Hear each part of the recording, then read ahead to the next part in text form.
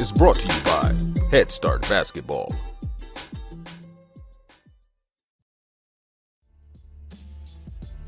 Hey Hoopheads, wanted to take a minute to shout out our partners and friends at Dr. Dish Basketball.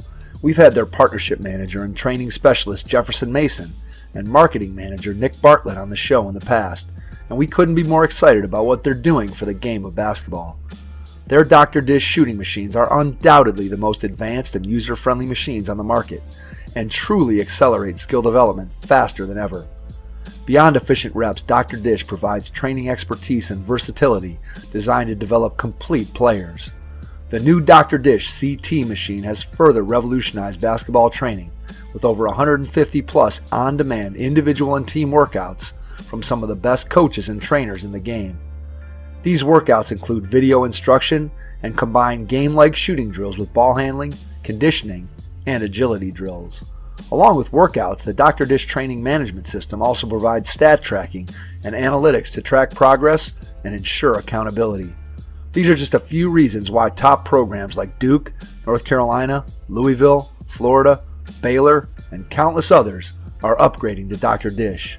Learn more at drdishbasketball.com. Follow their incredible content at Dr. Dish B-Ball on Twitter, Instagram, Facebook, and YouTube. And make sure you mention the Hoopheads podcast to get $300 off your next Dr. Dish purchase. That's a great deal, Hoopheads. Get out and get your Dr. Dish shooting machine today. Now you know what works. It's not a matter of what somebody else does. It's what you really believe in, what you think works best. And so now it's my philosophy, not just a mixture of everything I've ever heard. Leslie Henderson is starting her 31st year coaching girls basketball at Watson Chapel High School in Pine Bluff, Arkansas. The first 3 years, she was the head junior girls coach and assistant high school coach. For the past 27 years, Henderson has been the head coach of the senior girls and the junior girls. This season will be the first year that she has not been the junior girls coach since being hired in 1989.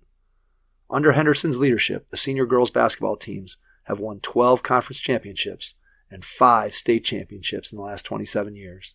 She has been selected to coach in the Arkansas All-Star Game 4 times, 3 times as an assistant, and once as the head coach. Henderson was awarded the Outstanding Coach of the Year for the state of Arkansas in 2010-2011, and the Outstanding Coach of the Year in girls athletics that same year.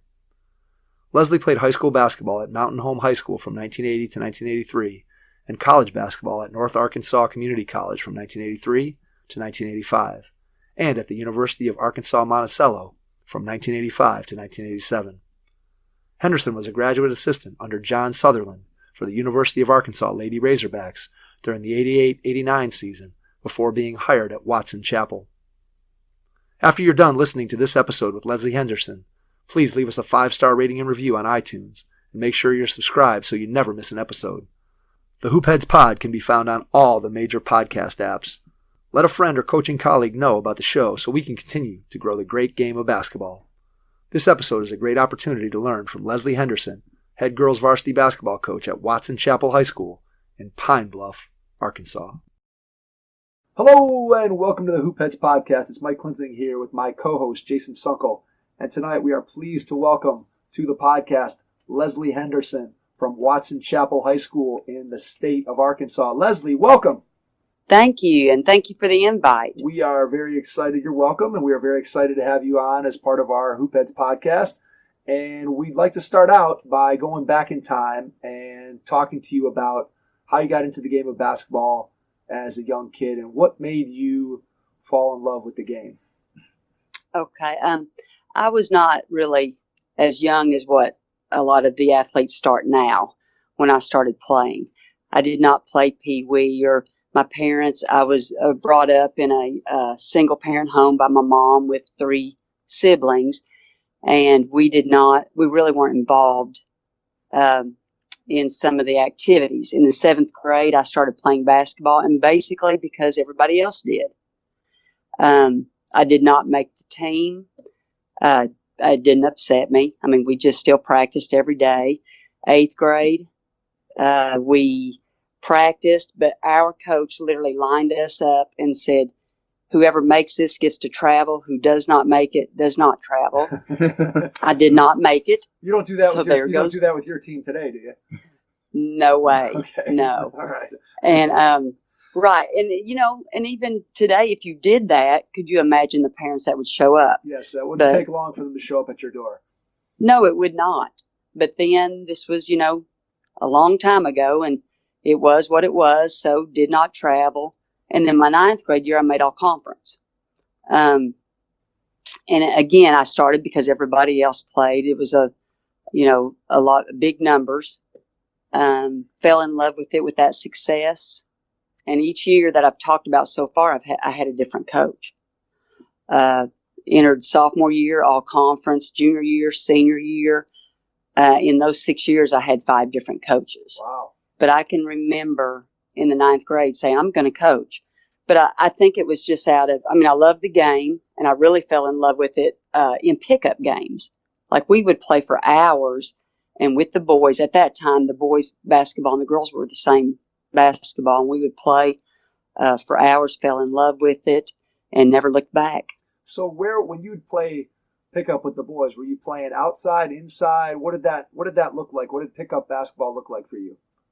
We actually would get a key and go to the gym. I grew up in Mountain Home, which is where Dale Leonard coaches now, and you know him. Yeah. And so we would get a key from the coaches, and they didn't have to be in the gym while we played. And we would play up to 3 hours at a time. I mean, I can remember my feet burning, and we just couldn't get enough of it. So when you think about the way that your players grow up in the game today compared to how you grew up in the game, just talk a little about compare and contrast maybe the systems and how you felt like the way you grew up in it, how you felt that helped you, and then maybe just what the system today does for your players, how they're able to improve under today's system. Well, I think obviously today it seems like there's so many more opportunities. When I was coming up, what we did in the summer, we would just go to individual camp. And it may start on it was a 7-day camp. You would show up maybe on a Sunday and leave on a Saturday. And it was just individual. There was no team camps to speak of. I mean, we had a few, but now they're big. Team camps are big. The players now, a lot of them they have first graders playing in a little state tournament in the state of Arkansas. And it's like just travel basketball. So, I don't recall that. No, that didn't exist. That didn't exist for boys or for girls for sure back then. So talk a little bit about how I think the system, the way it is today, one of the things that I feel like is really a positive of the system is that there's so many more opportunities, especially on the female side, for young girls to be able to play.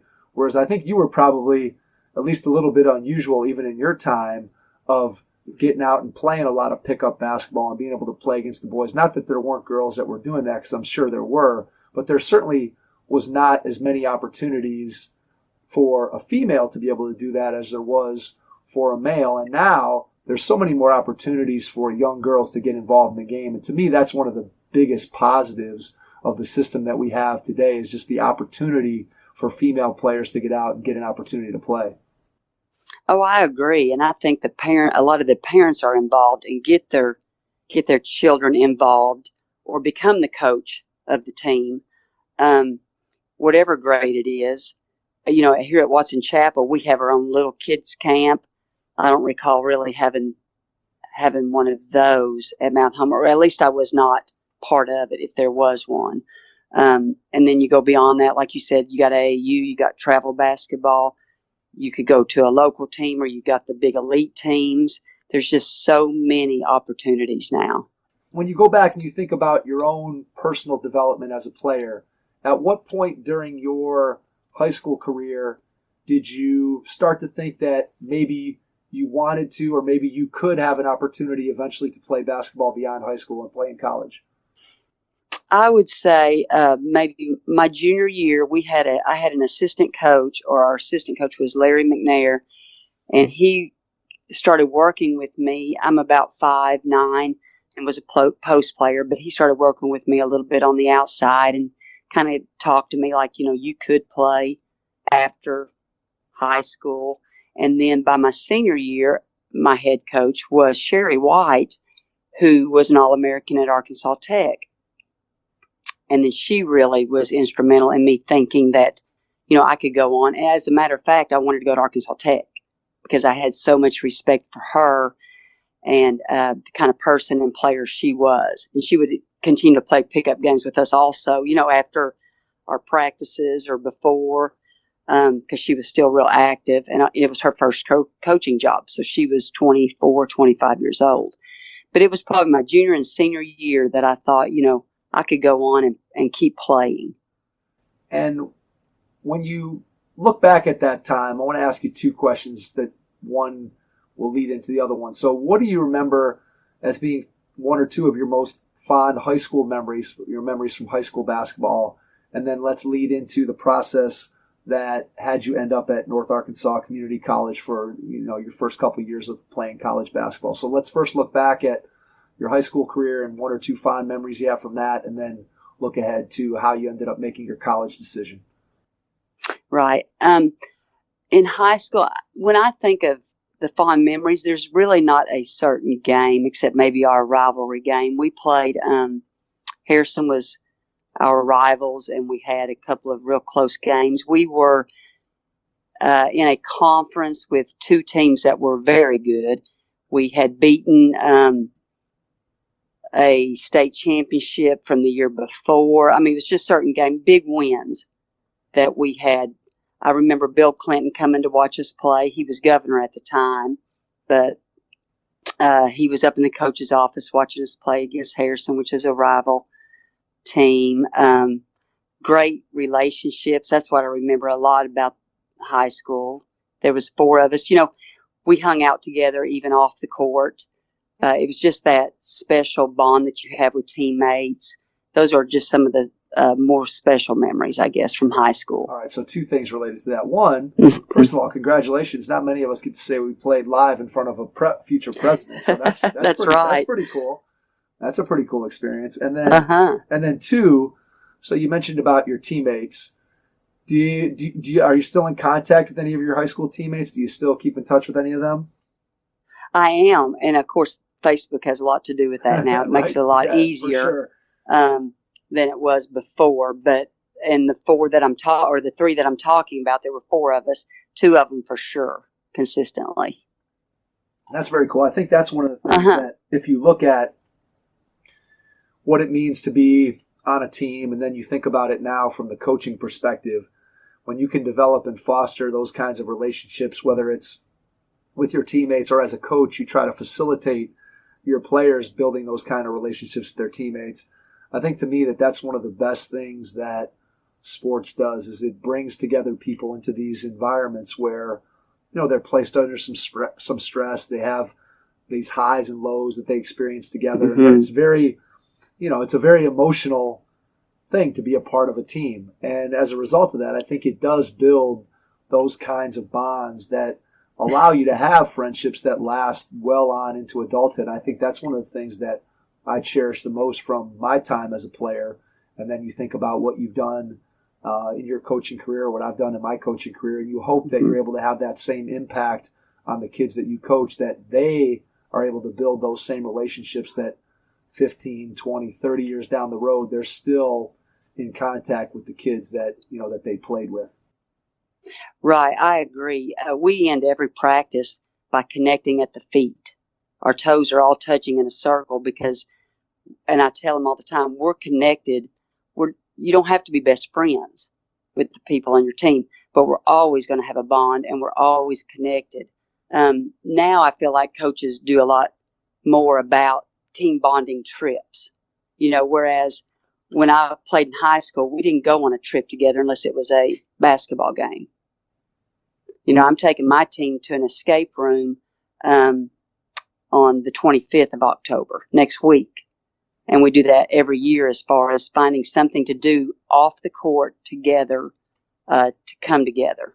Yeah, that's very cool. And I know that's something that has definitely changed in the time since since I played. So I played college basketball from 88 to 92. So, during the time when I was playing, there was not nearly as much of that team building type atmosphere. It was much more my way or the highway type coaching was far more prevalent. Not that was the only style of coaching that was around at that time, because there were lots of different ways of going about it. But there was certainly much more of that then than there is now. And I think you made a great point there in saying that as you look around the landscape today, there's much more emphasis on communication and team building and culture and character and building those things into what you do as a coach, as opposed to in the past it was, okay, here's what we need to do.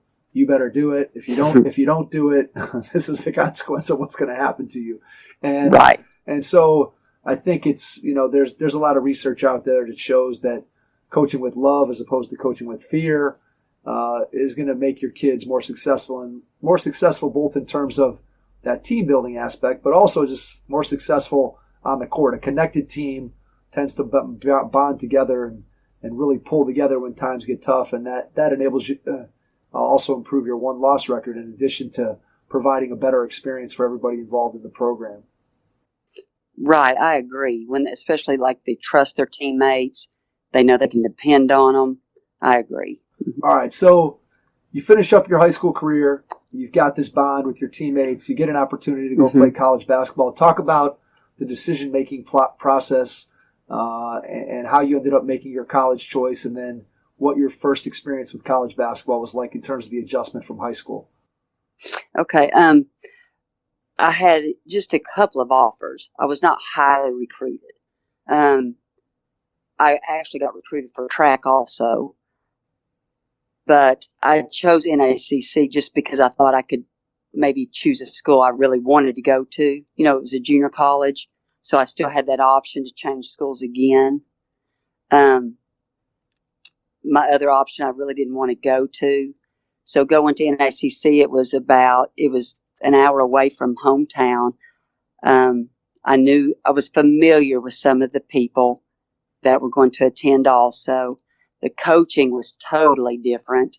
It went from, again, I told you I had 5 coaches in 6 years, but Coach White being my last head coach, she was calm. She was a very good coach, but demeanor was totally different from the coach that I had at North Arkansas.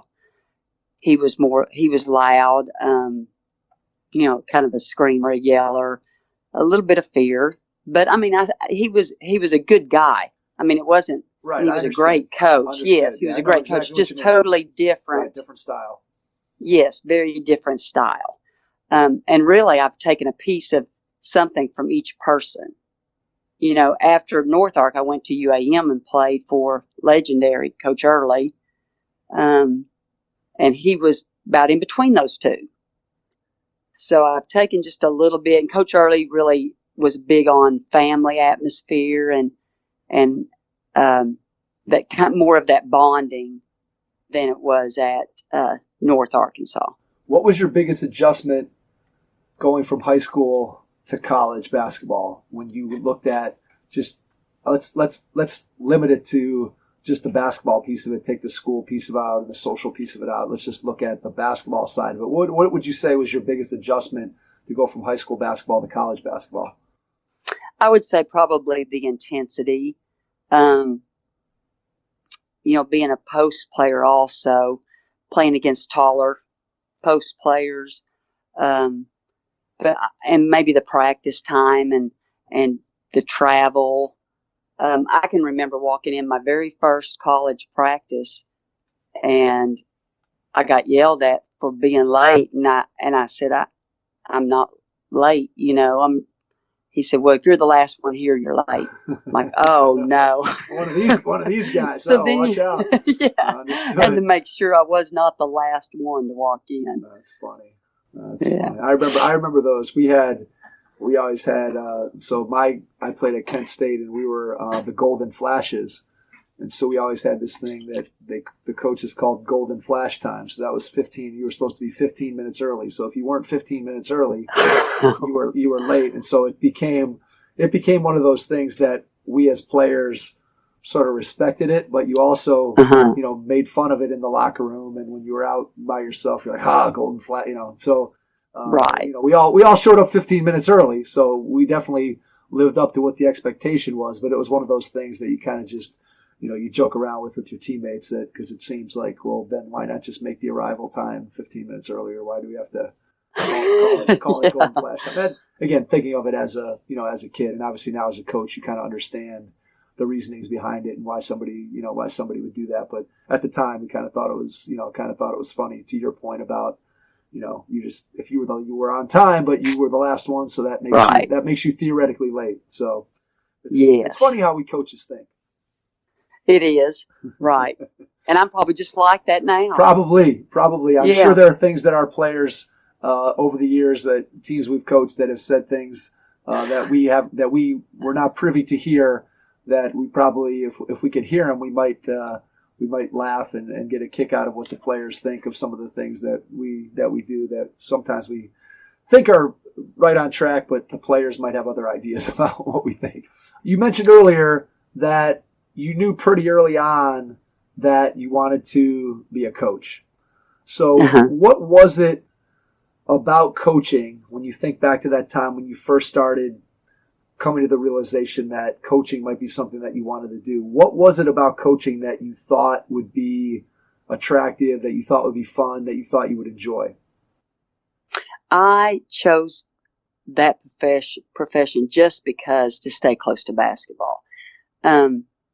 I would be lying if I said, I wanted to help the kids. I just didn't have that mentality at that time. I just loved the game of basketball and just wanted to keep close to it that I could. And I figured that was the, best way possible. So your first opportunity is as a graduate assistant, correct? Yes. All right. So tell me a little bit about that first experience with coaching. So you go and you transition from being a college player to now you become a college basketball coach. And so what were some of the things that you discovered that first year that you hadn't thought about as a player, that the coaching staff had to do, spent time on, that you didn't have any idea or didn't realize when you were playing, that came as a complete shock to you? Like, oh my gosh, I can't believe the coaches do this, or I can't believe they spend so much time doing that. Do you remember having any of those realizations that first year? Well, probably we never really lifted we did a little bit of running. Well, no, we did a lot of running in junior college, more than the 4-year, UAM. But the track workouts, the scouting, curfew, checking on curfew, just the little things that don't have to do with the players at that time. When I went up to the U of A to be a graduate assistant, the reason I went is I could not find a job. I applied at 32, I can remember this, 32 places, and did not get an interview. Wow. So I said, well, okay. That's amazing. That is amazing, because now you look at all the job openings and there's a shortage of coaches and teachers. But yes, 32 places, did not get an interview. So I entered graduate school, talked to Coach Sutherland. John Sutherland was the head coach at U of A, and sent my resume. And I will say, he treated me like an assistant coach. And I'm forever grateful. I'll never forget the time he sent me to Oral Roberts to scout by myself. Okay. And I've never scouted. I didn't scout ever, one single game. And this is the college. That was a little scary, I bet. It was a little intimidating, yes. And I wasn't even sure what, I just tried to write down every single thing I could find. So I write it up, enter the room with the Lady Razorbacks and him, and I'm thinking I'm going to hand it to him. And he goes, okay, go over it. I'm like, oh my gosh. And I'm a year older than these girls. Right. A year or two older. So go over everything. We get ready to play, and our 2 assistant coaches went recruiting. So I did not realize this at the time, but looking back, he probably felt pretty confident of this game, or he wouldn't have put it on me to do it. Right. So I'm sitting beside him on the bench, and they're doing things that I did not write down. And he slowly turns his head and looks at me. And I'm like, I don't know. And he said, well, he's so nice. He said, well, they did their homework. So he actually, now looking back, he was building me up. He was teaching me. Right. But it's things like that. I had no clue how to scout. I didn't know that, and the depth that people do it now and that I do it now.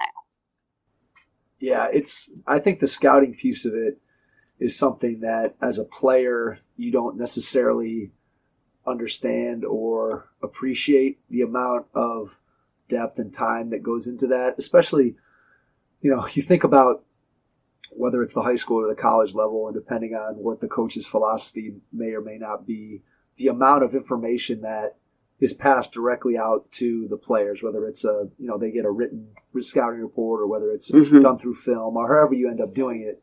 It's still, most coaches that we've talked to, and in my experience, coaches tend to keep that stuff and what they put in front of the players fairly brief.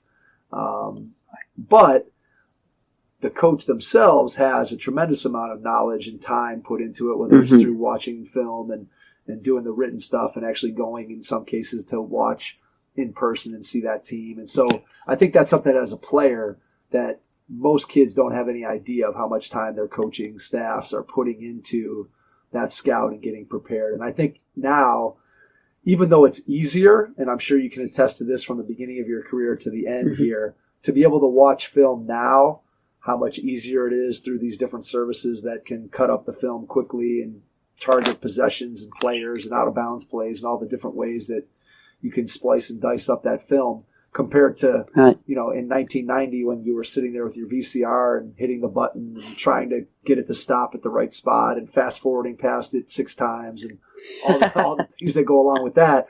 So it was more time consuming before, in that you couldn't see very much because you were always having to fast forward and this and that and the other thing. But now I think it's probably tempting for most coaches. I don't know if it is for you, but it's probably more tempting to watch a lot more film because it's just so easy to watch 2 or 3 games of your upcoming opponent. And because it's so easy, I think coaches sometimes get themselves caught up in watching maybe more than they need to in some cases, from talking to coaches that, they'll say, I probably only need to watch 1 or maybe 2 games, but I find myself watching 2 or 3 or 4 because it's so easy to just sit down and have it all broken down for you.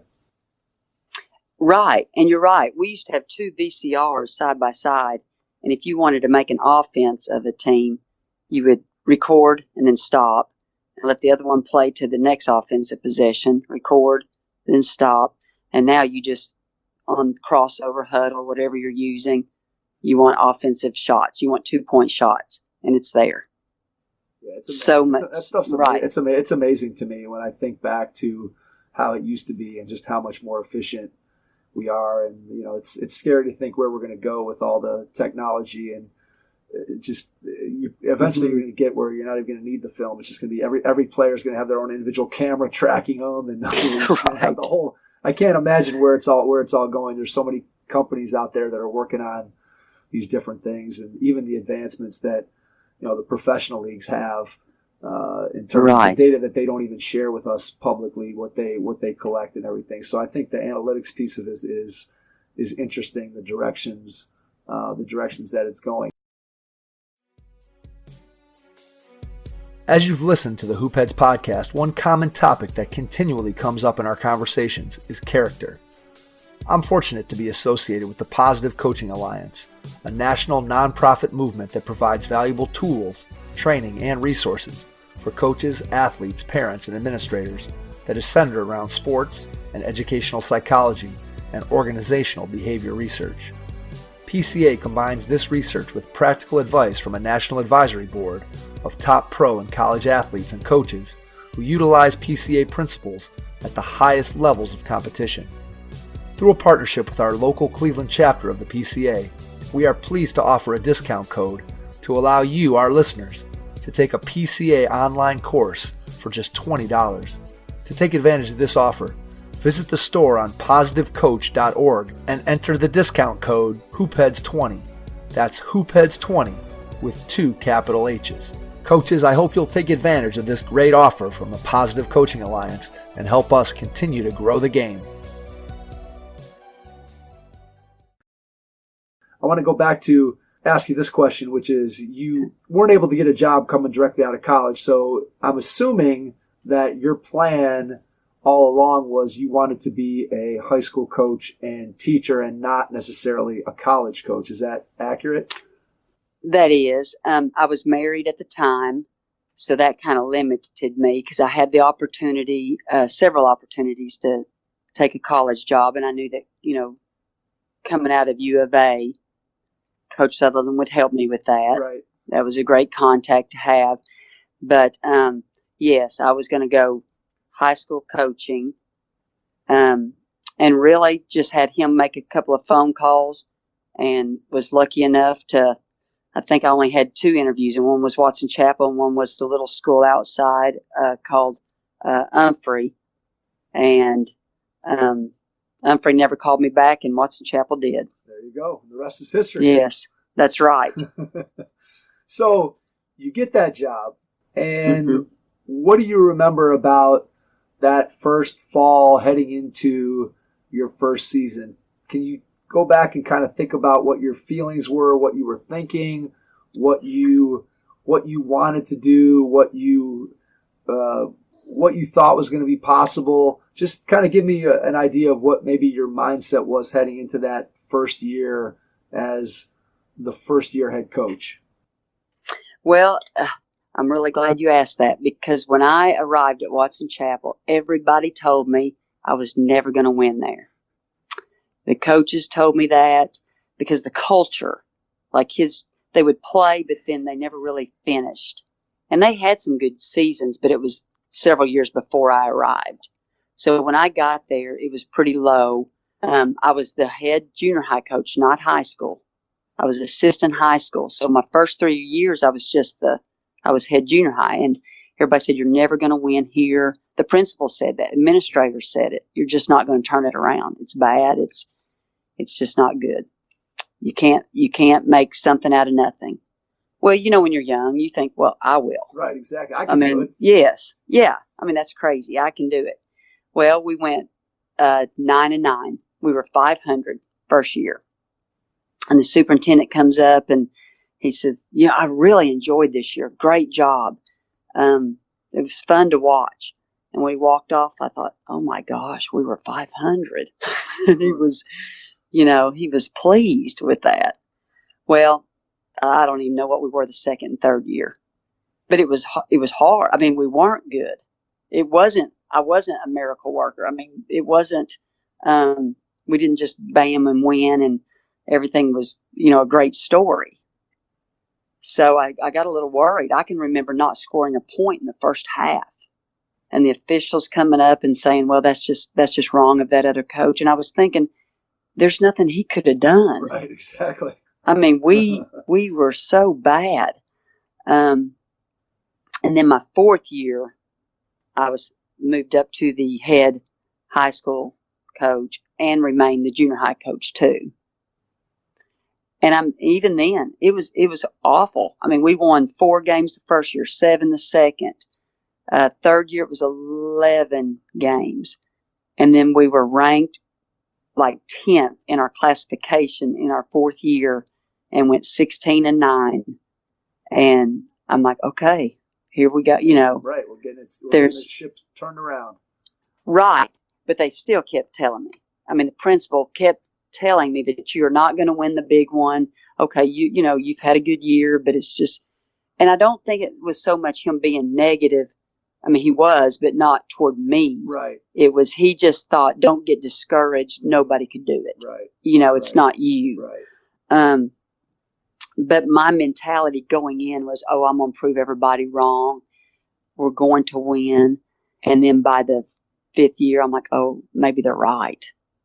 This is really rough. And we would have a real good player, an athlete, and then she would change schools. And now we've got so many more rules that you could not do that. But at that time, I literally had a great player on my team, and the next week we'd play against her. Wow. It happened once. Yes. There was no rules. If you moved to that district, that's who you played for.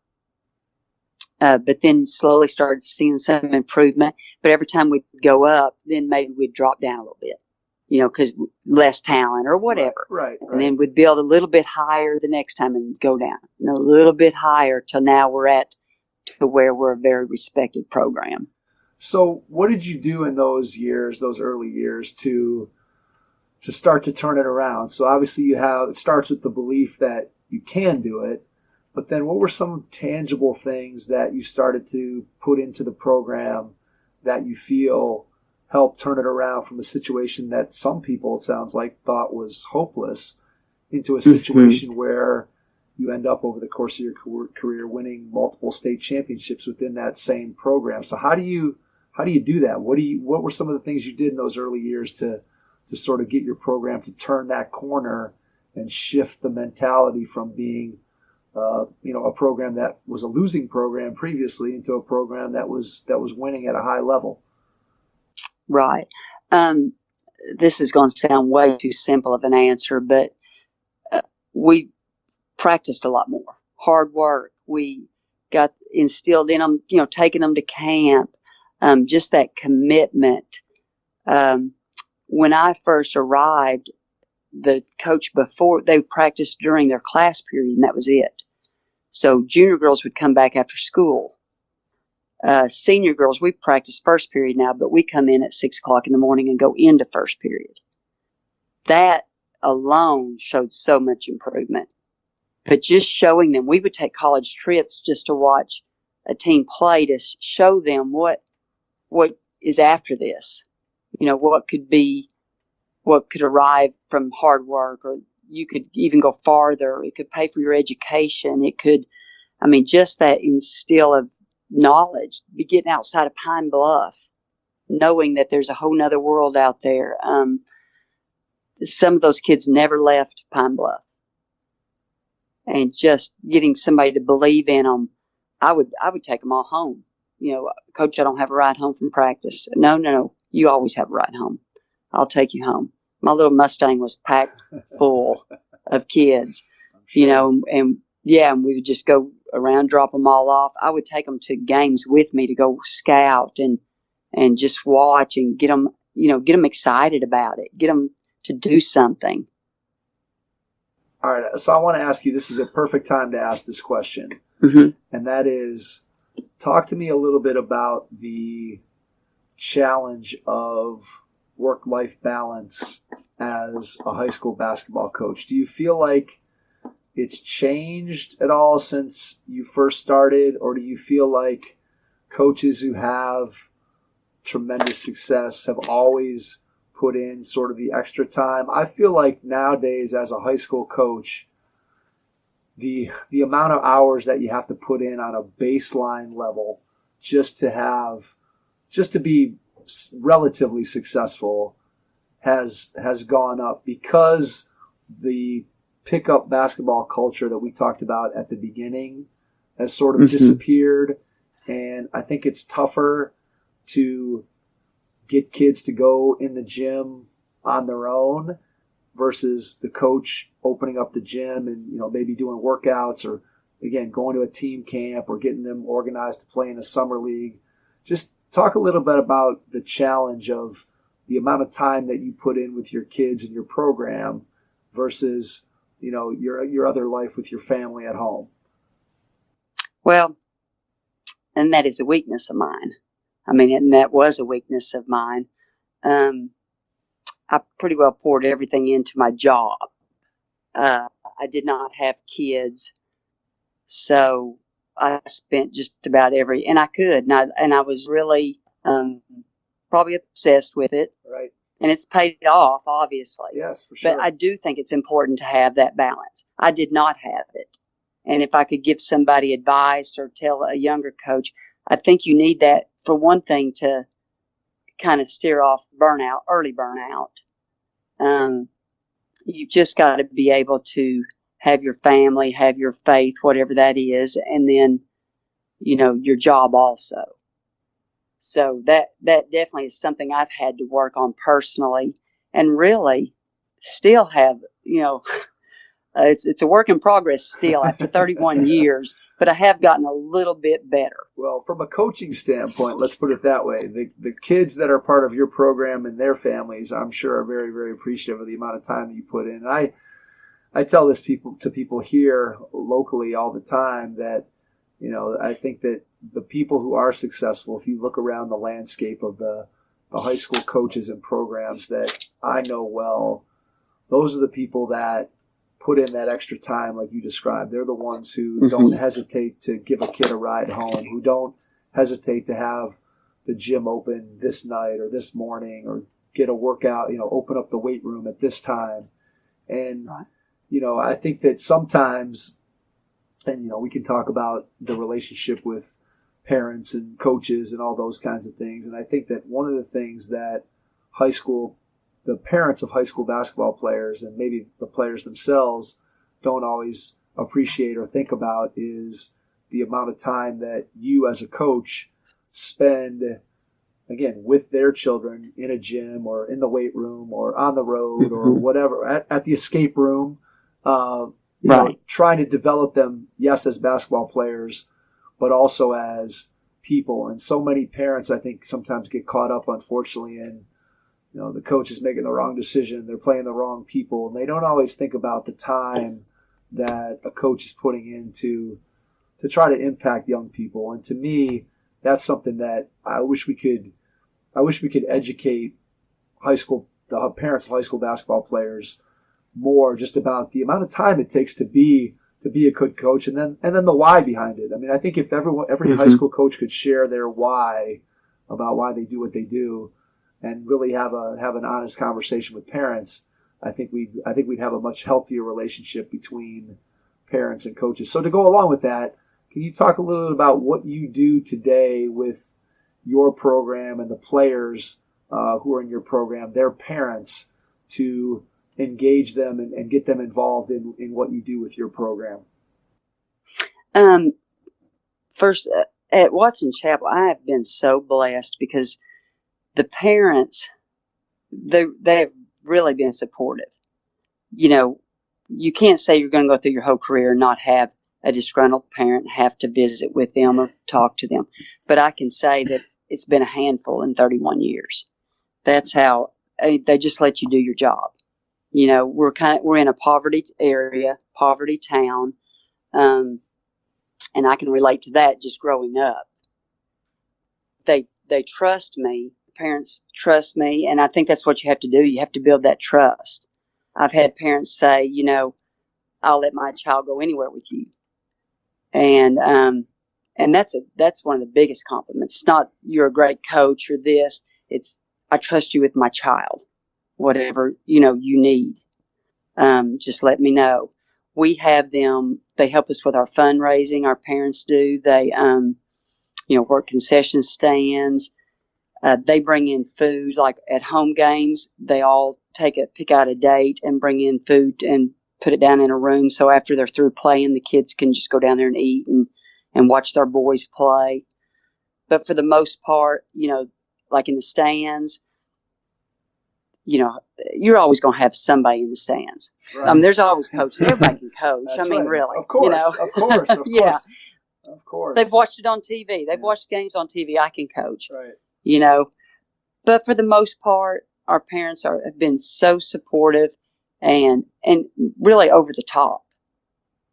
Do you have like a formal parent meeting where you talk to them about the things that you just described and your expectations? Or is it something that you're doing more on conversations like after practice, somebody's coming to pick up their child and you're just having a brief informal conversation? Is it some combination of those two? How do you just go about engaging them so that you build that type of rapport that you're talking about? Right. Well, it helps to be somewhere for so long because there's people that will say, "Hey, Coach Bird," and I don't know who they are. Well, it's because I've coached their nephew, their niece. I've coached their daughter.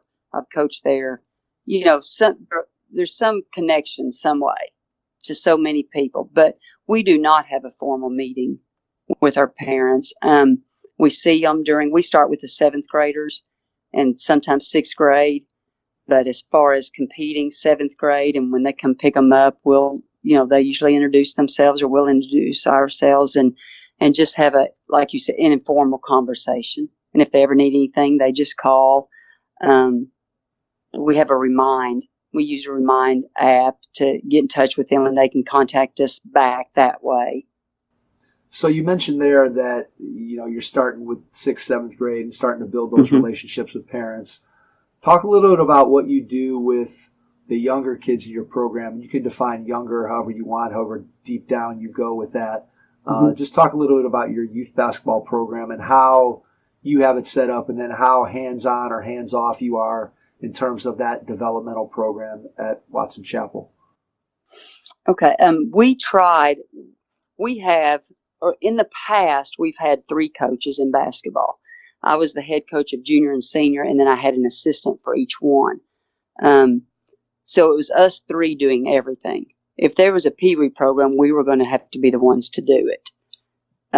We are a 5A school, which is right now it's second to the largest classification in Arkansas. But so we kind of divided it up to where each one would be responsible for 2 teams.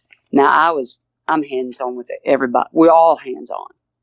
We could coach any group and know every single kid. So I was the head coach of junior high and senior high girls. My assistant was the JV high school girls and the 6th grade coach. And then my assistant junior high was the 8th grade coach and the 7th grade coach. So we each had 2 teams to actually do the bench coaching. But as far as practices that were outside of the regular school day, we all 3 were there.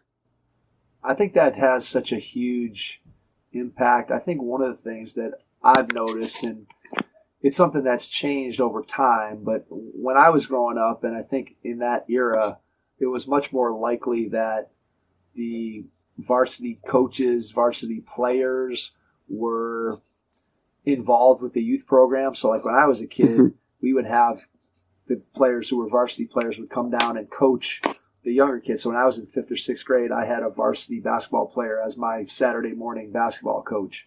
And then conversely, when I got to be in the high school, then I had the opportunity to coach kids who were younger than me. One of the things that I felt like that did, besides building that relationship, it also gave those younger kids something to aspire to and to look up to and to want to be a part of that program because they had a personal connection with somebody who was a team member.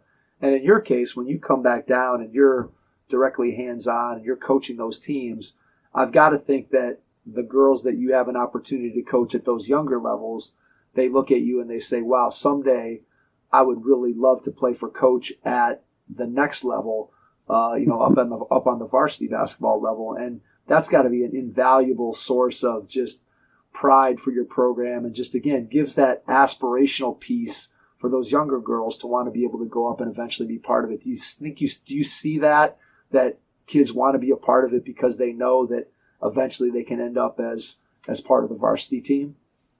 Oh, I do. Yes. And I also coached a little group when I was in Mountain Home, as a high school player. We did that one year where our players coached the younger kids, but we just couldn't get the numbers out. But at camp, we do have good numbers, and all the varsity players come in, and they just love the little kids. And I see that all the time. I may coach a player, and then her little sister comes in, and I give her a little hug, and I talk to her, and the next thing you know it, in the blink of an eye, she's one of my varsity players. Right. Yeah. It helps with success because the terminology, we're consistent, we're all one program. There's not a gap on what's better for. We do things that's better for the high school, and it trickles on down. But yes, we have kids that cannot wait to be a Lady Wildcat. So I'm assuming, as you said, that you try to keep everything that you're teaching at the high school level, from, again, your terminology, from the basics of how you want to play, you're keeping that structure the same all the way through. So when a girl goes from 4th grade and now she's playing on the junior high team, she's still hearing that same message that she's already heard for 2, 3, 4 years. And then by the time she gets to the varsity level, she may have heard that for 8 years by the time she's a freshman. Is that what I hear you saying? Yes, and then of course we build on it. Right. So Right. they start with that fundamental thing, and then every year there's something different, or we build on it. And it's not so much the plays as the terminology and how we're going to do the little things. Yeah, I think that's so important from a youth basketball standpoint, is to keep it consistent. And I see lots of cases where that doesn't necessarily happen. You have, one set of coaches who's coaching this, and this coach over here is coaching the third grade, and they're running a 2-2-1 press, and this coach over here is playing a 2-3 zone, and then this coach over here has got a 1-3-1 half court trap, and then you look at, okay, so you got all these different things going on, and none of the kids are learning the same thing, and then eventually they come together as part of a team, and they haven't been taught in the same format all along, and it takes so much longer than each year to sort of rebuild and figure out. And then by the time they get to the varsity, the varsity coach is back doing something that probably could have been accomplished much, much earlier in a player's development. I think that the system that you have set up is one that, if you're going to have success as a high school coach, to me, that's so important. Right. And what's really hard is if you have to reteach something. Right.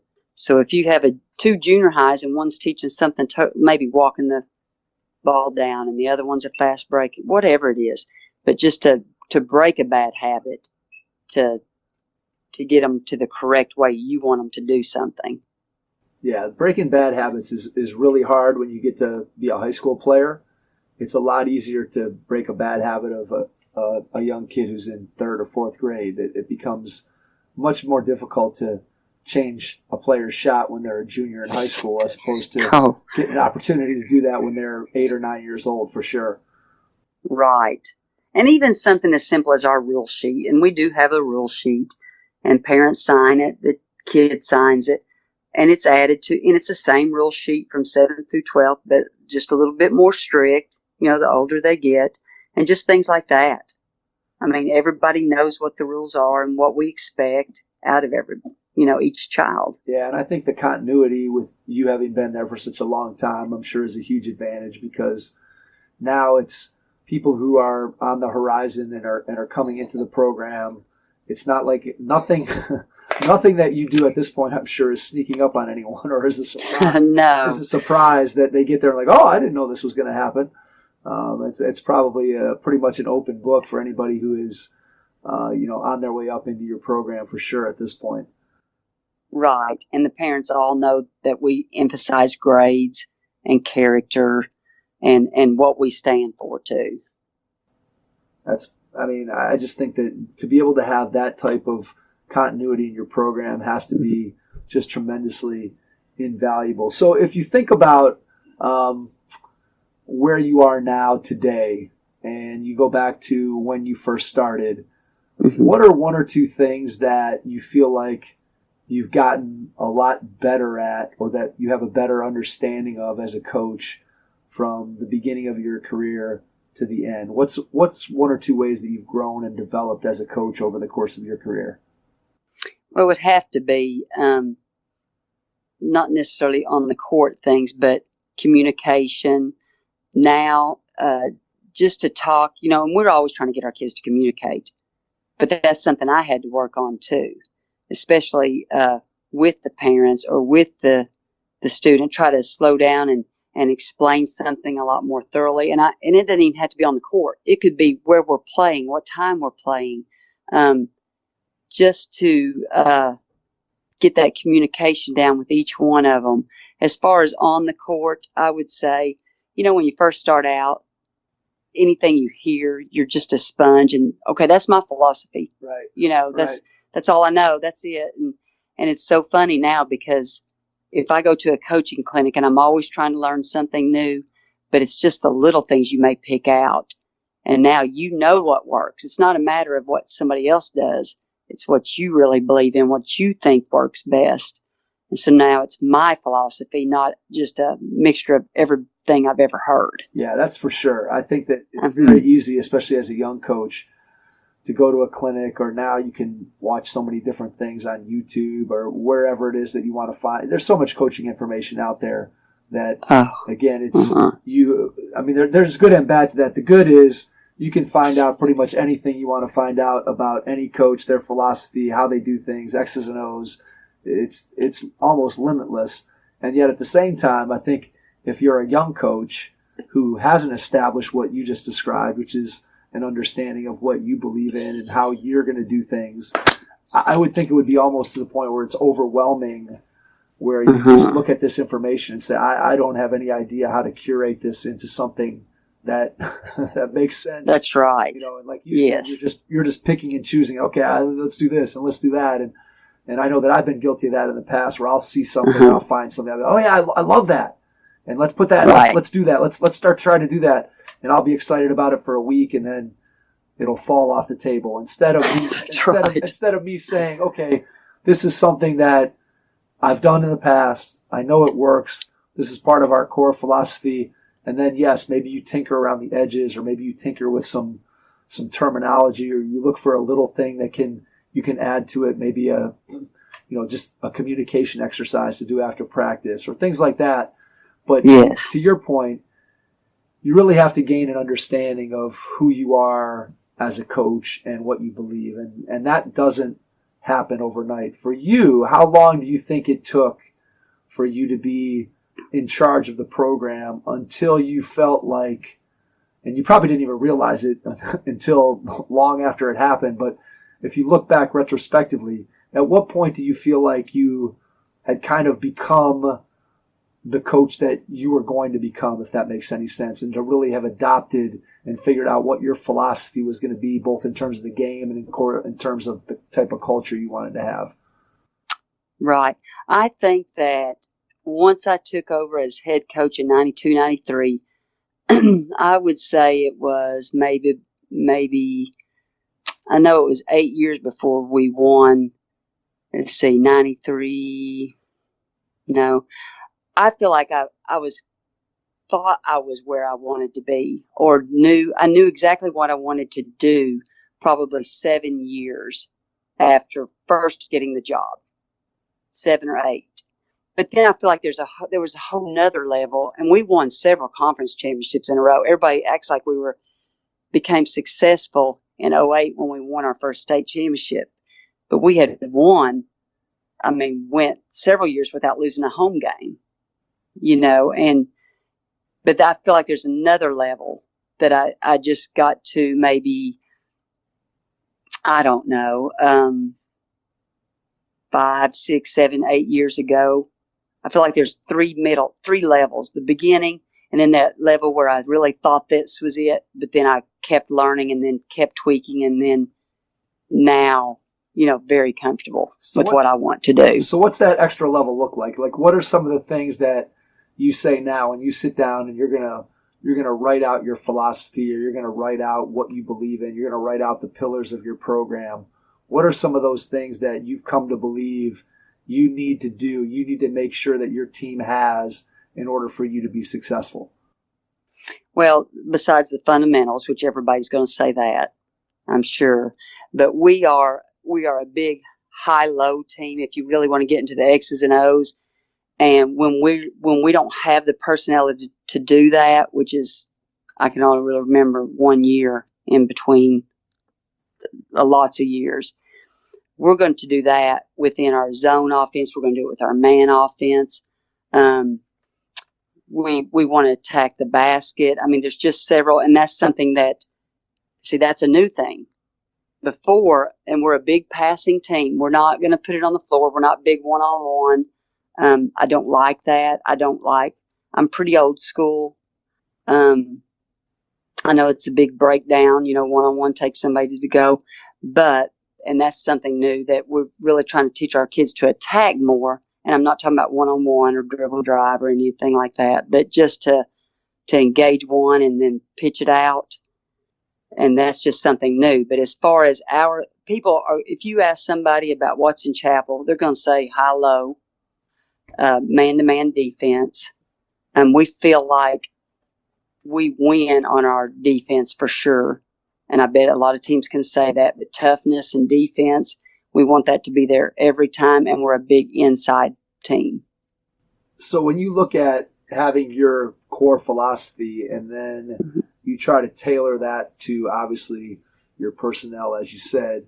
And so when you go into a season every fall and you're looking at who your returning players are, what's your process like for putting together the general outline for what the season's going to look like, and start thinking about, okay, what are we going to do in our very first practice? How do we get that set up so that this team gets off on the right foot and buys into all the things that we've said are part of our core philosophy? How do you go about that planning process early in the season to make sure that your team understands all the expectations that you have for them? Right. Well, thank God we've always been blessed with bigger kids and post players. We break it down from post and guards and work hard in the summer, and that's where team camps to me are the biggest asset. We go to team camp, and then after team camp, I told my assistant coach, when we get back to the gym, just off the top of our heads, let's write things down real quick on what our weaknesses were and what our strengths are. And one time I went to a coaching clinic in Tennessee, Pat Summitt's coaching clinic, and she had a speaker, and she said, Coach, this is going to be hard to do, but if you will just let your kids play and just watch them, you'll see how they want to play and what's comfortable to them. And I thought, well, I've never thought about that, on what they're good at. If they're quick, they're more than likely going to race down the court. If they're not, they're probably not going to race down the court.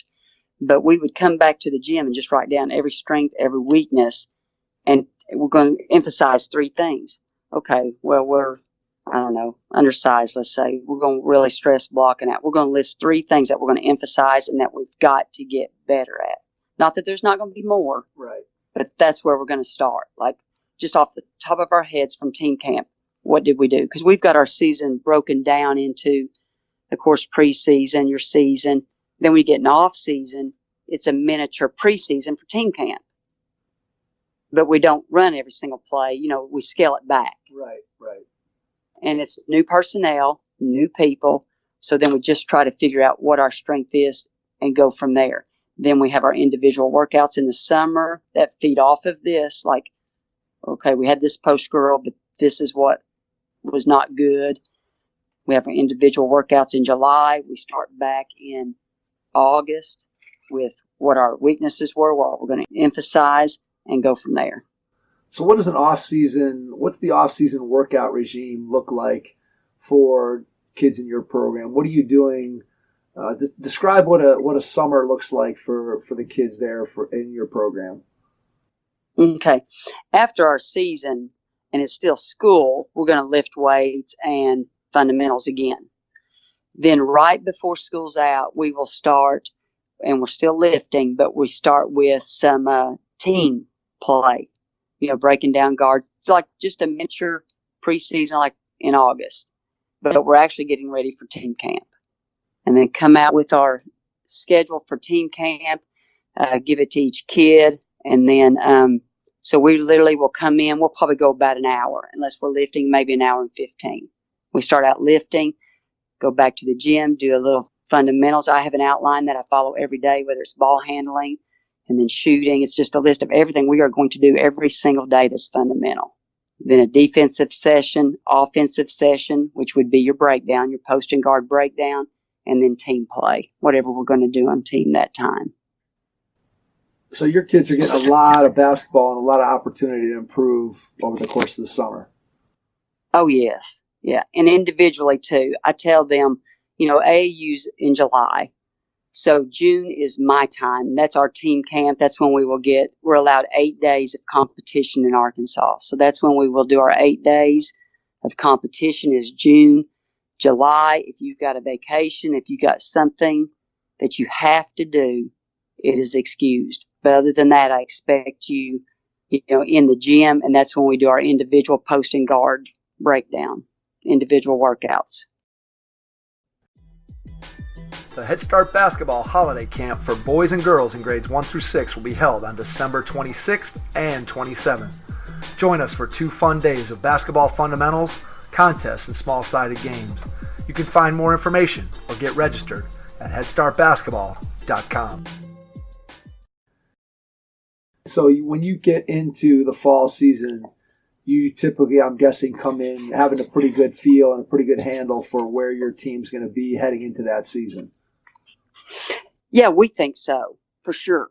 I mean, it really never stops. You're going to have a couple of breaks, but once those seniors are out, we start right away looking to see what we have the next year. And we have a pretty good feel of what we need to do. All right, so then that leads into my next question. When you start then looking about, let's break it down a little further.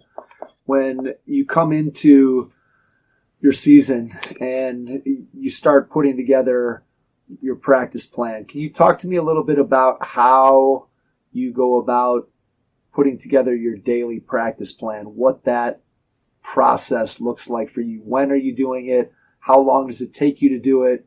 What do you base the outline of the practice on? Like, how do you pick what drills you're going to do? How do you pick what skills you're going to work on a given day? Just talk to me about your process for practice planning. Okay. Over the years, I accumulated a big notebook and it just says drills on it and has offense, defense, ball handling. A couple of years ago, I thought about, we could probably win any drill that we do. But I was not seeing it really transfer over to, practice. Or you do a transition drill, they do the drill great. Right. But are they running that transition during a scrimmage or a game? Right. So I went through the drill book, and I started ripping out drills that we were already doing. I was tired of teaching a bunch of drills. Right. So I kind of scaled it back, made it simple. And again, it goes back to, you want every drill possible when you're young and everything new. So we weeded that out, or I weeded that out. And I literally have an outline, and I look at it every day, and it's exactly, we're going to do a ball handling drill. And there may be 5 that we're consistent with. Well, there's 5 days of the week. We may do one different every day. Second thing that's on there is shooting. So we start out with a fast layup drill. It's a full court. And everything's got a time limit and what they have to make. After that, it's going to be shooting, and there's going to be several shooting drills that lead up to 3-point shooting. From there, it's a transition drill that could be 11-man fast break. It could be transition defensive drill, anything like that. Then we go into a defensive breakdown. Every day we have a shell drill type competition, but it's different kind of scoring. The defense is who gets the points. And then the offensive breakdown, and that's going to be your individual post and guard. And so to do a practice plan for me, it's not going to take me. It's going to take into consideration what we did good the day before. But as far as filling that in, I'm going to make sure every fundamental's covered. Very repetitive on our defensive drills as far as the shell and the competition. And we divide up early in the year on black and white. And we have a chalkboard in our locker room that whoever wins that day gets a mark. And I bring in lunch for the winning defensive team once the year is complete, before the games start. Nice. And I'm sure that's a fun incentive that the kids enjoy. Oh, food, yes. That's the number one thing. But we pick out the 2 best defensive players, and they get to choose their team, and they're stuck with them all year long. And we do that every single day.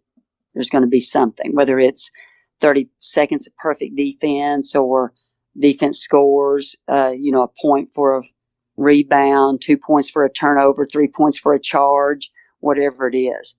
And they really get into that. Yeah, right now, it's actually tied. Yes.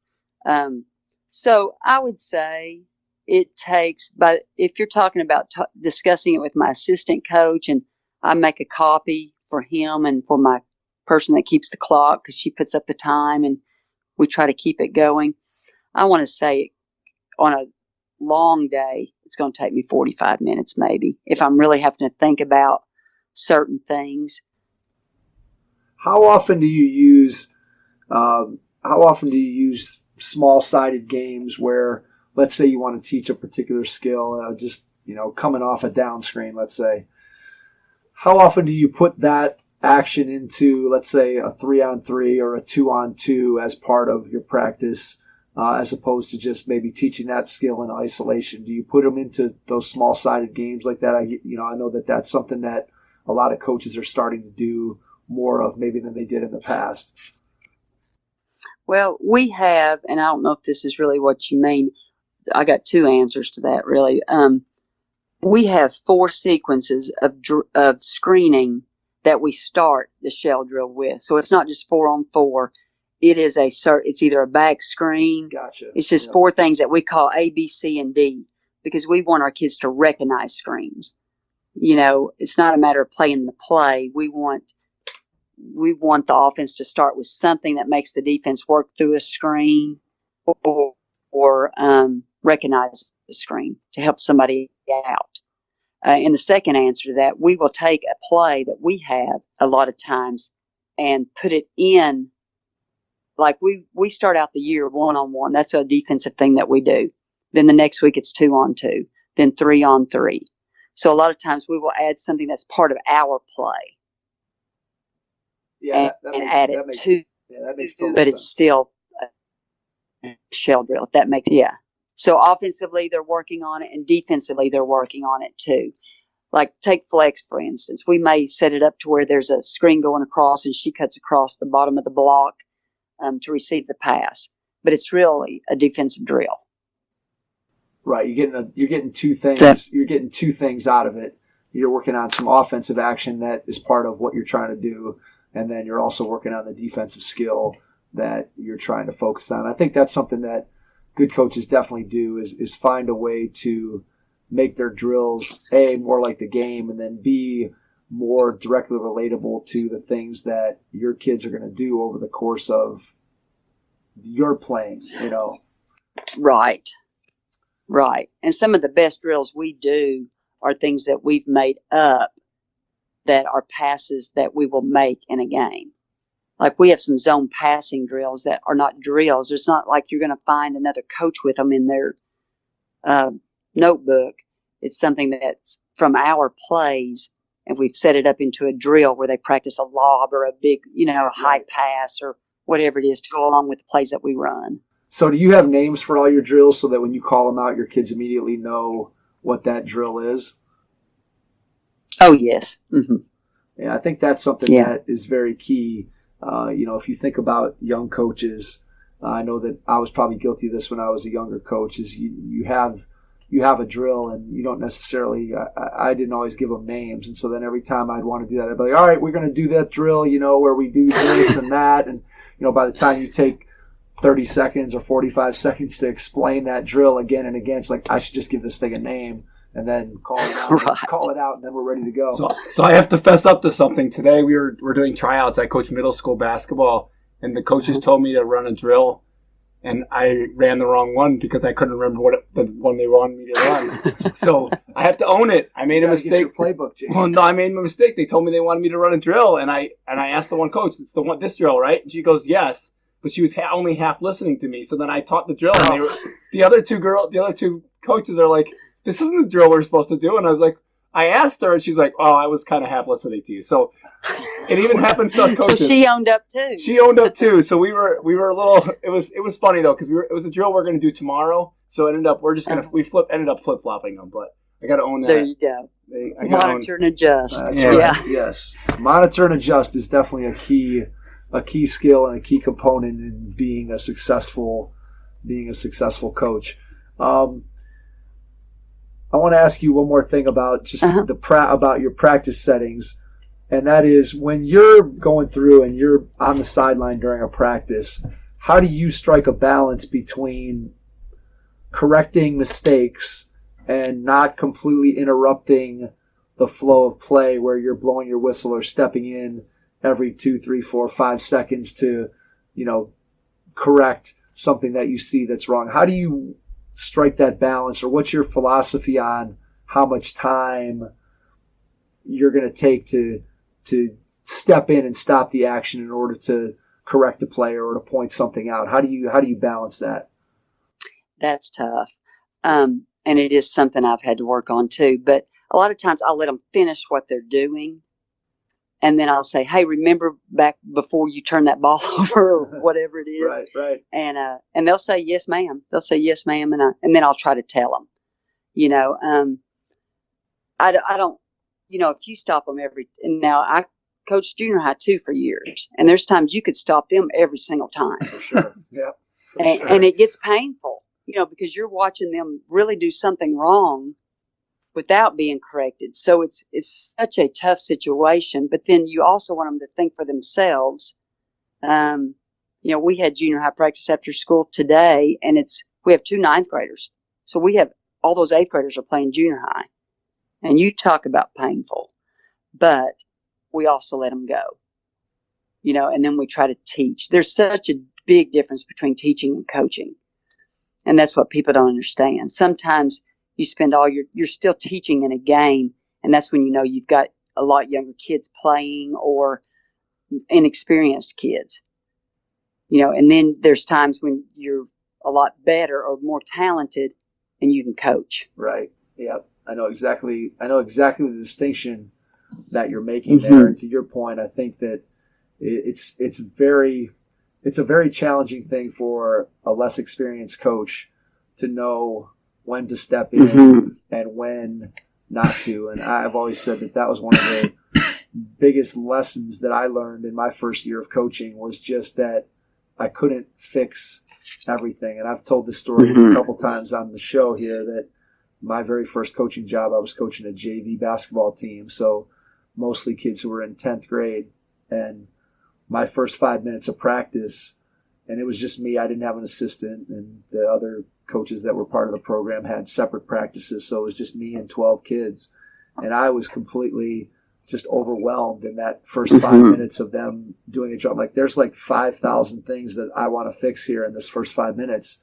And you have to learn that, you know, whether it's drill by drill, whether it's day by day, whether it's season by season, whether it's player by player, you have to kind of look at, okay, what's the key skill that I'm trying to emphasize or that I'm looking for? And I've really got to maybe zero in on 1 or 2 things that I want to focus on. And I've got to kind of as hard as it is, I've got to let some of those other things go so that I don't stop the flow of action, and that the kids, again, it's just like anything else. I can't focus, if I'm a player, I can't focus on fixing 79 things, but I might be able to focus on fixing 1 thing or maybe 2, depending on the age of the player. And so if you just break it down step by step, and I think you said it earlier that, you know, there might be 2 or 3 things that you're really going to look at in a particular practice or even a particular season, and those are the things that you want to get better at. And so I think it's just like any other coaching philosophy, that you get what you emphasize and what you focus on. Those are the areas that you're going to get improvement. I think it's important for a coach to be intentional about what those things are. Right. If you notice in practice, a lot of times, I started noticing, we would play, and then when the other team got the ball or the rebound, everybody would stop for a second, and then they'd get on down the court. Right. Well, it's because we were stopping them. They were so too much. They were so used to that. They were so used to that being a stop in action that you built a habit. You built a habit when a rebound came down that everybody just stood around for half a second. In a game, that'll kill you. It will. Yes. And so we've tried hard. Like, if we stop them, it's going to be a natural stop, like a ball out of bounds, or if it's just something glaring, right? Something that, you know, you've been stressing or emphasizing. Yeah, I think that's very, very important, and I think that's a key coaching point that any young coach or coach at any point in their career can definitely take. I want to ask you one final question here, Leslie, before we start to wrap up, and that is, you've thought about, and you've mentioned several times about going to coaching clinics. So over the course of your career, what are 1 or 2 go-to things that you've always done to help improve and grow yourself as a coach? So what would you say are the most important sources of knowledge that you've gone to repeatedly over the course of your career to help you to be a better coach? Now I've gotten to where I like to go to not a single clinic, but a single person clinic. as opposed to a clinic with a lot of speakers. I like to pick out, let's say Bill Self one time. I went to Kansas and listened to him. So I do try to go to clinics, and I try to go to 2 a year, but one that's off by myself, not with, all my coaching buddies, or just somebody that I need to listen to that's doing something that I want to see. So it's definitely clinics, and then talking to friends, I've got a group of friends and we do a lot of things together, but just to get together with that kind of a situation to where it's a one-on-one talk, not just a clinic where you're listening to one person. So it's really those two things. But you said it earlier, you could Google anything. You can find out whatever you need to find out whenever you need it. Yeah, it's at your fingertips. It absolutely is. And I think one of the other things that's interesting nowadays, too, is with just how open coaches are with each other in terms of being willing to share. And we found that out through our show, just the number of people that are willing to talk about what they do, how they do it, why they do it, and then share that with anybody who reaches out to them or who they're able to have a conversation with. And that, to me, is one of the best things about the coaching profession, is just the level of camaraderie that there is between coaches. And yeah, we all want to compete, and we all want to win, and we all want to beat the coach that's on the opposing sideline from us. Right. But at the same time, we all understand that we're in it together for many of the same reasons, to have an impact and to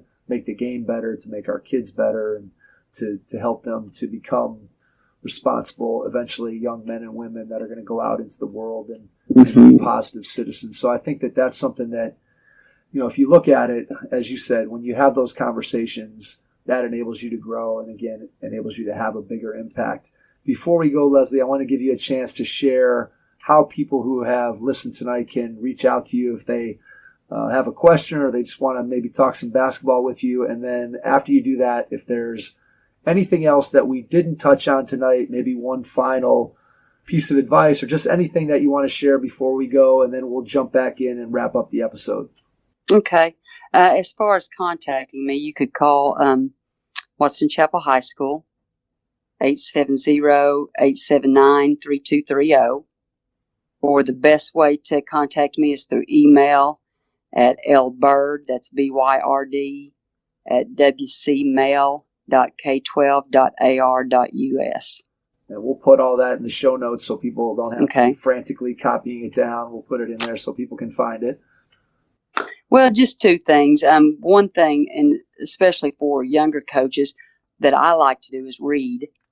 You talk about, I said I like to go to clinics, and I do, and that's just the hardcore, that's the X and O's of it. But as far as becoming a better coach in person, and I just feel like there's so many books out there that's a good read about leadership, or even just books from other coaches. I know one that I like is Lead for God's Sake. Great book.